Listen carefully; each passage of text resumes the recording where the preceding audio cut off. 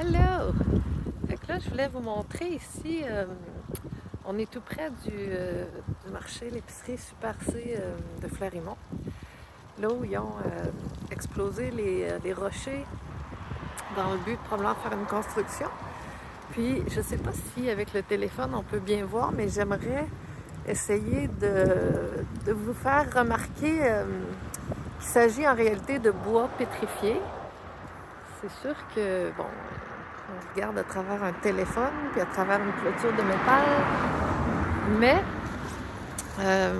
quand on regarde des rochers, on peut s'attarder au relief, aux teintes, puis après comparer avec des souches d'arbres ou des écorces d'arbres pour se rendre compte que vraiment c'est très très proche, c'est très similaire. La seule chose c'est comme juste une autre phase de la matière, tu sais, une phase où ce que justement c'est rendu de la pierre, c'est rendu pétrifié. Mais ça c'est parce qu'il y a eu des phénomènes d'ionisation. L'ionisation c'est créé par l'eau et le soleil, principalement, d'après ma compréhension. Puis, c'est vraiment, j'aimerais y aller le plus proche pour vous montrer. Mais, en tout cas, s'il y en a qui ont l'occasion de venir se promener par ici, peut-être ralentir, puis jeter un petit coup d'œil à la pierre, Regarde, là, ils mettent des bâtons de dynamite pour faire exploser, fait que ça fait comme un cylindre jusqu'en bas, comme s'il y avait eu un tuyau. Mais on peut vraiment, vraiment voir on jurerait, moi, je trouve, du bois. C'est quand on regarde de près et de loin, on voit du bois, c'est la couleur du bois. Fait que du bois, ça contient des minéraux, fait que ça donne des teintes comme un peu cuivrées, puis métalliques au travers. Puis, il y a du gris, il y a du brun, rouille. Mais vraiment, le relief, les aspérités, la forme des curves, on dirait vraiment comme du bois mort, tu sais, qu'on trouve par terre. Là. C'est très frappant quand on peut avoir juste le bon focus, le bon recul, la bonne approche, le bon œil. Bon pied, bon oeil. Fait que c'est ça. Je voulais inviter les gens à venir jeter un coup d'œil à ça. Je vais m'approcher un peu, étant donné qu'ils ne sont pas en train de faire des travaux à l'heure actuelle. Il n'y a pas de machine là, présentement. Vous ne trouvez pas, vous, que ça ressemble à du bois comme on en voit? On voit presque des nœuds dans le bois, là. C'est sûr que là, c'est grand format, alors ça prend un effort d'imagination. Il faut laisser aller notre imagination pour réaliser de quoi il s'agit. Mais un coup qu'on se permet ça, ben là, ça fait ressortir de quoi il s'agit. Puis la dernière phase, tu sais, en biologie, la dernière phase de la matière, c'est roche et sable. Fait que c'est comme le cours naturel des choses.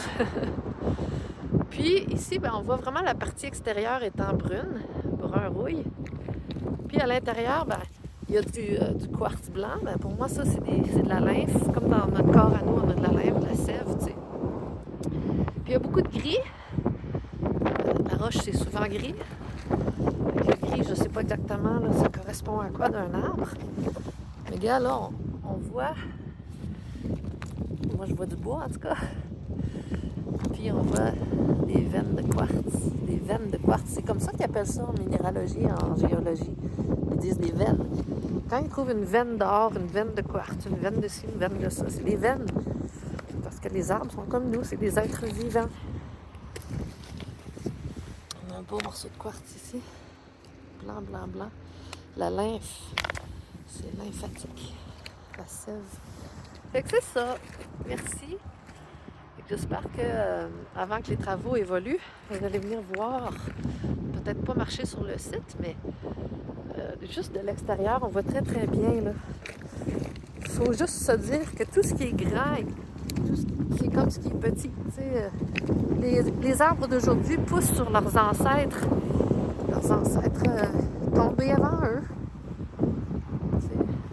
terre, il y a tout ce qui a déjà vécu, tout ce qui a déjà été debout.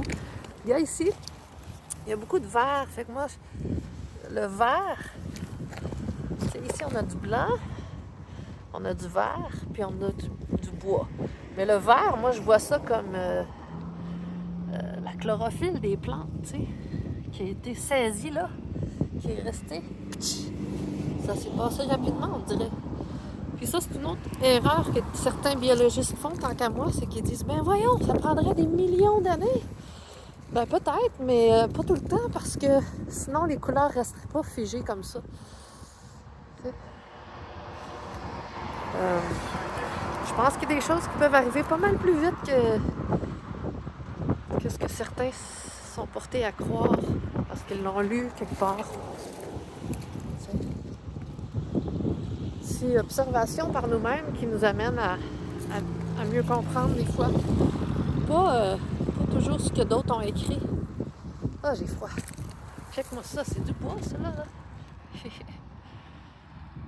Fait que je sais pas c'était quelle sorte d'arbre. Autour ici, il y a des pins. Là-bas, il y a des pins. Il y a des conifères, en tout cas. J'ai pas envie d'arrêter, mais je pense que j'ai dit ce que j'avais à dire. Après, ben, c'est de venir voir. C'est de regarder en passant ceux qui habitent dans Fleurimont et compagnie. Puis ben, c'est sûr que ça prend un effort d'imagination pour dépasser le phénomène du gigantisme et de dire, OK, ben ça se peut qu'il y avait des arbres aussi géants que ça, peut-être, tu sais. Pourquoi pas? Si on est capable de... Regarde, ça n'a pas l'air d'un morceau d'écorce de bois mort, ça? Moi, je trouve que oui, en tout cas. Ça a vraiment l'air de... comme n'importe quel morceau de bois mort qu'on trouve qui se détache d'une souche. Fait que merci. Puis, vous me direz ce que vous en pensez, s'il y en a qui ont l'occasion de venir ici jeter un coup d'œil. On voit presque le bois qui a été coupé, là. Comme quand on coupe du bois, comme quand on scie du bois. Ici, il y a beaucoup de blanc au travers. Beaucoup de... Je sais pas si vous voyez, là. J'arrive pas à faire focus-défocus puis à flipper mon écran avec ce téléphone-là.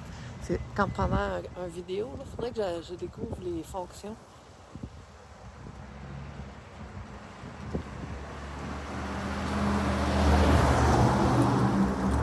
Fait que désolé pour tout le bruit, mais écoutez, c'est un endroit passant.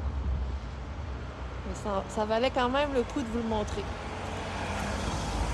Fait que merci, bonne journée.